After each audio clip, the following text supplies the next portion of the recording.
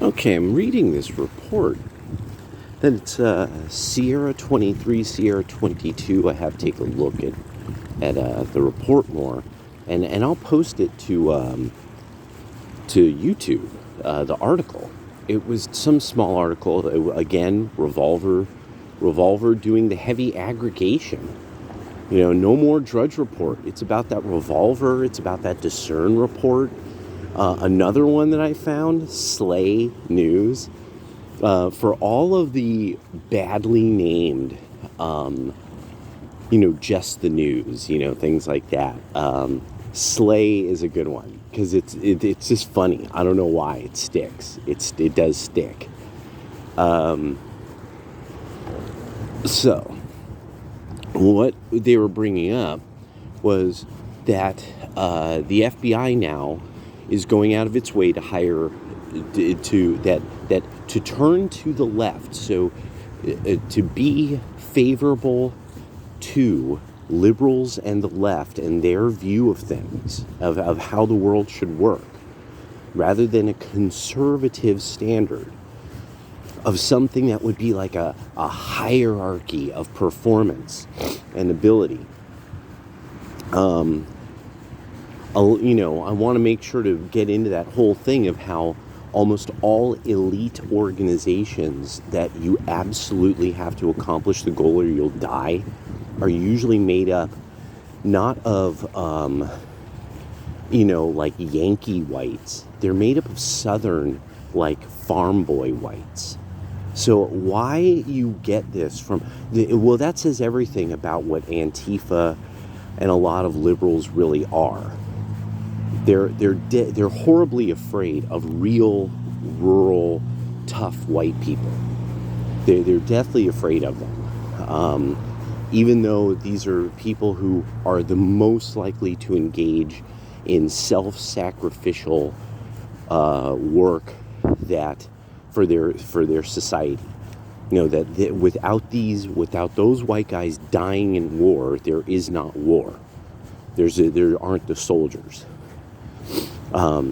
Because there is this kind of misconception about black and Hispanic soldier numbers, and I was incorrect about Hispanic soldier numbers, but that's so.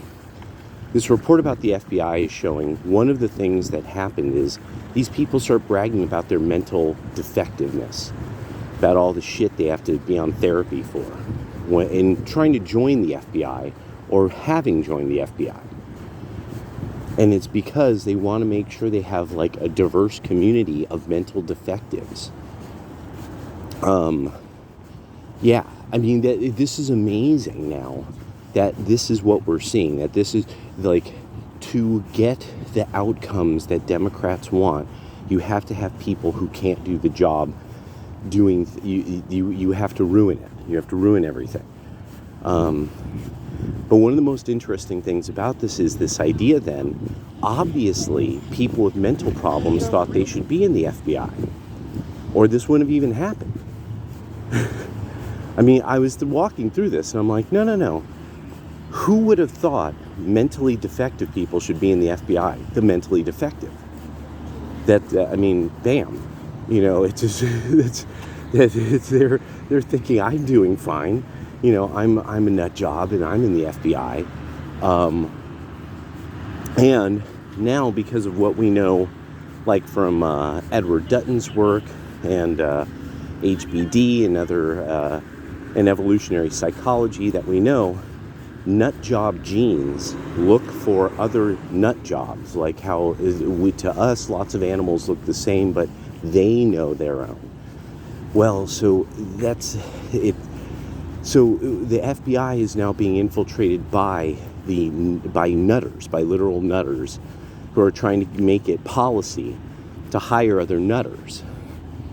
And this is the whole thing of declaring how nutter you are, and as if it's like a trait, like it's your G.I. Joe stats on the back of your box. And I have a problem speaking in public, it's get over it, fucker. you want to be in the FBI. Holy shit. Loud noises freak me out. Get over it. You want to be in the FBI. It's I have a problem.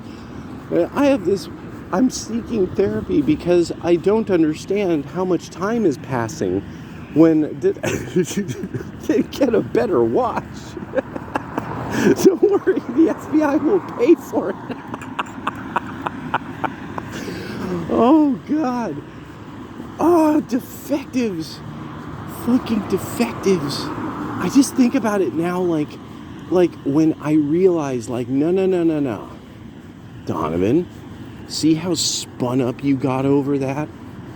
That's because at some age, you did not get the requisite training in how to deal with that state. You never got there and suspended your mind so that you could accomplish the goal while dealing with the horrible anxiety, and that your mind, you basically tell your mind you must endure. You tell your mind this. Until you're there, you haven't reached that stage. And it's different stages of it. Some people, they are a different breed, like a Marine.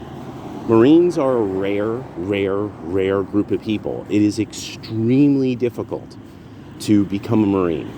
Only about, I think it's something like in our population of men who are between about the age of typically about 16 through, I believe, only about 24 is where the body can really endure the initial part of Marine training. And that's still 2% of those men will be able to make it through. 2 out of 100.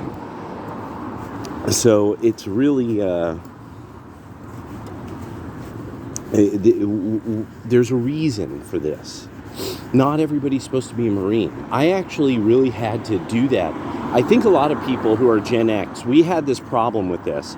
We did know there were some people we grew up with. We were able to deal with like the ethics, the morals, the feelings.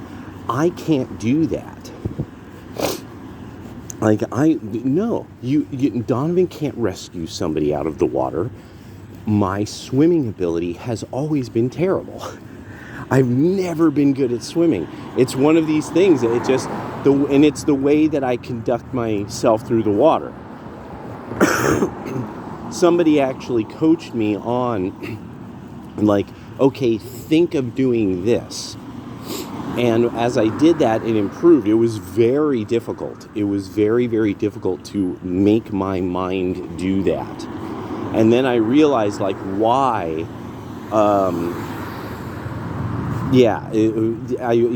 So anyway. But this was something, even my father reported this. And so, again, one of those Edward Dutton things of, no, my father and I, and my grandfather, and my mother, we had a pace like a metronome. Like, anybody who's ever walked with me is like, dude, he walks so fast. It is so weird. People who see me are like, you could see men pick me out of a group because of the way I'm walking.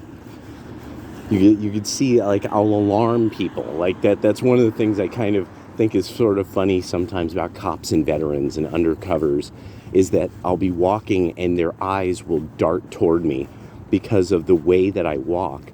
I set off like soldiers and cops and things like that because the position of my body. Even when I was a kid, I still remember I said to my dad, I said, that guy's a police officer. And he goes, how do you know that? He goes, he's walking like one. And it was. He just was in normal clothes. And we got into a conversation with him. That was for Boy State, yes, at the Foreign Legion building. Yeah. And so anyway, for those of you who are into Boy State. So this idea that the mental defectives deserve a place in the FBI. They deserve a place holding a gun, having power over other people. It is what Edward Dutton is pointing out. That now, and F.A. Hayek pointed out, the worst are rising up. The genetic Leninism or something like that is being done by them, but whether advertently or inadvertently. And for whatever reason they're doing it, that's what's happening, and it's so they could have a comfortable atmosphere for themselves. Now the thing is, as you will read in the rest of the report, what really becomes very, very important about this report, saying that not only is the FBI looking more and more for people or tolerating people who report having some kind of condition they're seeking therapy for, but then the FBI reported that also the present generation were anti-white racists, that they anti-Christian bigots was a very normal thing, and which would make a lot of sense. This would be very much what you see in line with millennials, the common thinking among millennials, but it also means that the FBI has people going out of their way to find such people, because that is less than half the country. That's not the view of a very large number of what would be a moderate Democrat who would apply for the FBI. No. This is a Bernie voter, most likely. This is a person who would tolerate riots. And the reason why they're doing this is because they need people in there who will keep this going for another generation. Because the FBI does seem to the FBI's it's always been a dirty game. They're the secret police, and now everybody gets it. Like this, the FBI and the CIA are the secret police. Everybody understands this, and now the civilian apparatus needs to just the civilian population needs to take it apart, because this is simply now becoming more and more obviously some arm of the Democratic Party, or the Democratic Party's kind of ghost army of some sort, and it's just but then, as has been reported by a lot of people, they're like, no. At the field office level, you will find the guys who could do the real work.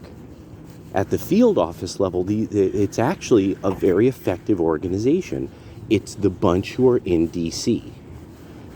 The whole lot that are in D.C. are a pit of vipers, and they just live off of what is sent up the chain from the field offices, and so it wouldn't even be a pit of vipers. It'd be more like something like a pit of ball pythons, that they don't even really bite it, they just squeeze it to death and then swallow it, They wrap their body around it, squeeze it, and swallow it. They envelop success. That's what it is. Any success they have was enveloped and tossed to them.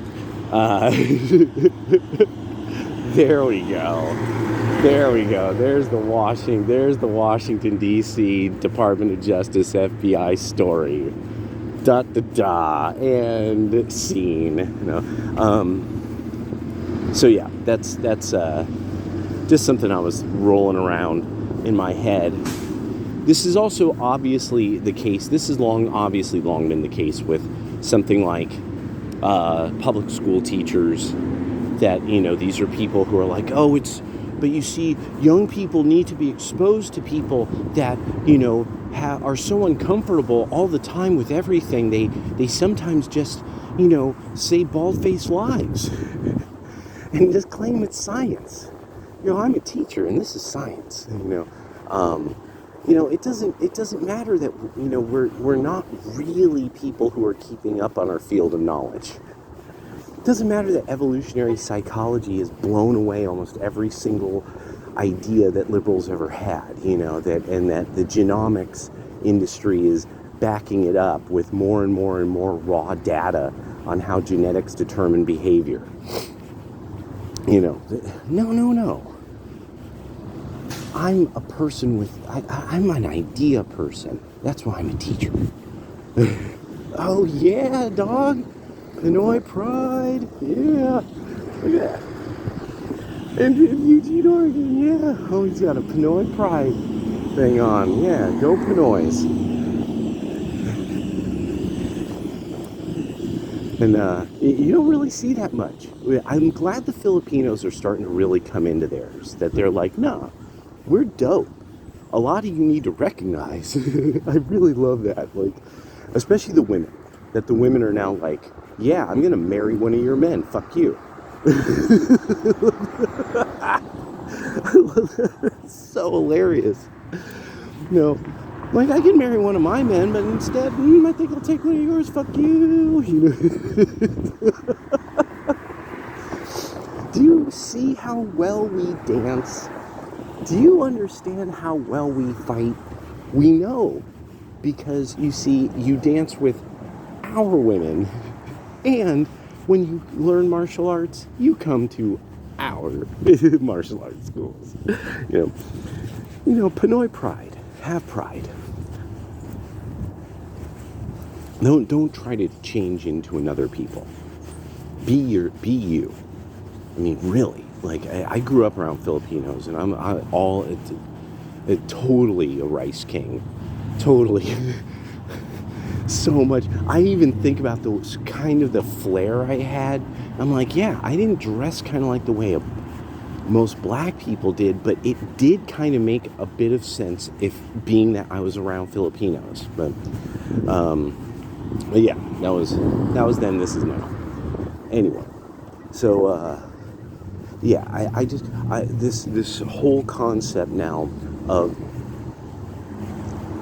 it's not punishing people who have some kind of mental issues into a position of, oh no, you're going to work this shitty job because you're mental and we're not mental and fuck you. The life's not only not fair, but it's everyone's playing PvP. No.